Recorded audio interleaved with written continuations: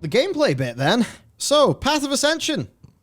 By the time that I might actually do it, because it'll probably make sense for me to swap my hunter over to Kyrian, it might actually be a bit more doable. And I kind of feel bad for Mephisto. Been following his tweets, and certainly the Path of Ascension is a little bit of a machine for rage right now, because they kind of did some tweaks. Those tweaks solved some problems, but created other ones. Then it was just abandoned, and now they're trying to fix it up. So Blizzard is making it so there's no longer a cost to enter the Path of Ascension. Good. Oh, good. They're making it so you can just go and do the content. You can do content in World of Warcraft. Fucking Imagine that's if you new. could. Imagine if you could enjoy Horrific Visions without the fear of like, oh dear, if I make a tiny mistake, my resource will be lost, and I will have to do more world quests and things. Imagine. We just would have unleashed Horrific Visions to be fun. So, that's great. And then the Medallions of Service are now only used in Ascension crafting, which I haven't actually done this system, but Matt, you have. That's like the NPC gear stuff that you... Yeah, that's Yeah, for right. your... That is for your charms that increase your NPC stats for one time only, and that also is for crafting items that you unlock permanently to use in there. So that's what that's for. So that'll be, that should make that a lot cheaper if you aren't spending it all doing, actually getting in, which is, nice. Very nice. Then the next thing they've done is a nerf, but it's a nerf that makes sense when you understand some of the very top end of like the final bits of this. So there's a baseline 20% buff called Progressive Power that's active for all soulbinds in the Path of Ascension. It's active by default, but you can turn it off via a brazier of Progressive Power that's in the arena. Now, from what I understand, the tuning of some of the really top stuff here was extremely, extremely tight, and would get to the point where people would feel like they kind of have to like cheese. Oh, Do yeah. some creative use of game mechanics.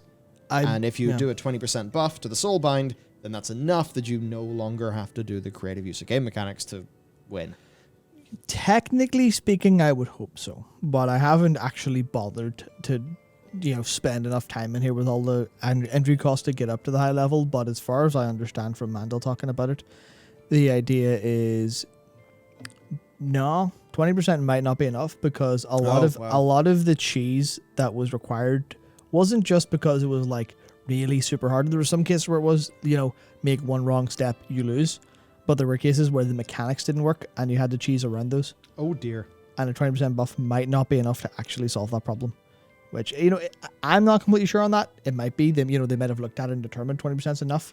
But it's certainly this is a, I don't even know if this is a bandage fix. This is kind of a full body bandage fix, in the sense of, they have a lot of work to do. They kind of go, Gotcha. let's throw a carpet over it and it'll sort of look okay, I think, is generally the move here, I think. It's that tricky thing for me where, I remember you saying, like, initially, I think we talked about this before, like, the first impression of this system is actually very good. Yep. And it's like some, fun, well-designed stuff. It's just, it seems like the guy who led making it was no longer at the company, and nobody really sort of picked up the slack fully to fix it. Or, maybe people did, but they weren't the person, weren't the person who initially put in the work, and there's other things to do, and just it ends up, not really being in the best state for a while. But it seems like at its core, there's a bunch of neat ideas in it. I mean, it certainly seemed appealing. It seemed to me as the most appealing of the 4 Covenant activities. Absolutely. Just because that's the sort of gameplay stuff that I guess I'd be a little bit more interested in.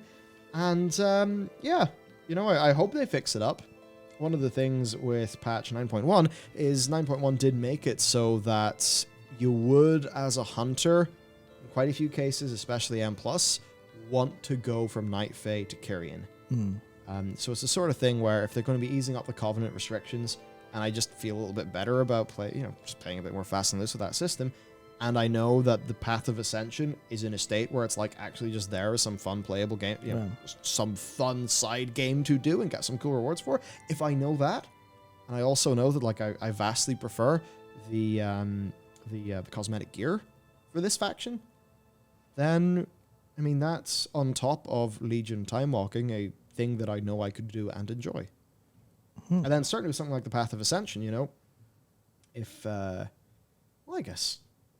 Yeah, it could be an evergreen feature in the game. I don't mean something to do forever and ever, but hopefully in the next expansion you can sort of go back, take control of one of those soul binds, and it's just kind of there as a thing to do.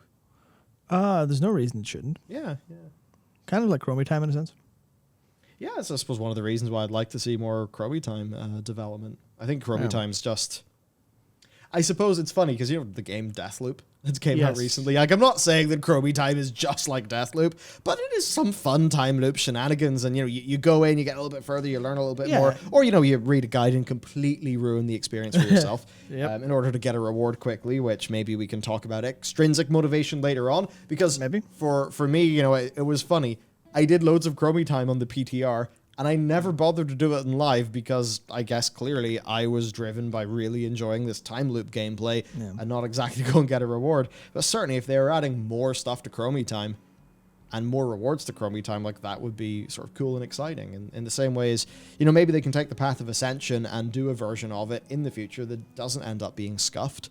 You know, I don't know, the friggin' Book of Mercenaries, but inside World of Warcraft. Maybe Lore Walker Cho. I mean, the Book of Mercenaries, it's like a thing in Hearthstone. Maybe Lore Walker Cho comes in and, you know, he's collecting the stories of the greatest heroes of Azeroth. So, you know, maybe you just get something like the Path of Ascension, but you play as Broxigar in a fight. Or, you know, something like that. And, you know, you could do that in a pretty cool manner, actually.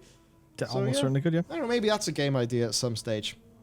So other things, drop rates for all Path of Ascension crafting components have been increased by 10%, and the Soul Mirror Shards can now drop from the Maw-sworn Kyrian in the Maw. Nice. So, there's that. I have no idea what grinding those resources was like in the past. So it wasn't too bad for like entry-level stuff. It didn't take all that long if you're just gonna get into it, but if you needed to farm... Because one of the problems was medallions of service was needed for entry. When it got really hard, you needed a huge amount of those medallions to actually, you know, play. And, you know, because you had to iterate so many times to get it right. Then you would have to go and grind a load of stuff to craft, but that was a bit of a nightmare. But generally speaking, this is just a small kind of, there are less barriers, there's less friction to actually doing it now. That's what that ultimately accomplishes those changes. Which is fantastic. Absolutely. Path of Ascension, going in a better direction. I really hope they get that in a good place, because it seems like that was a system that had so much potential, but unfortunately was just that bit held back.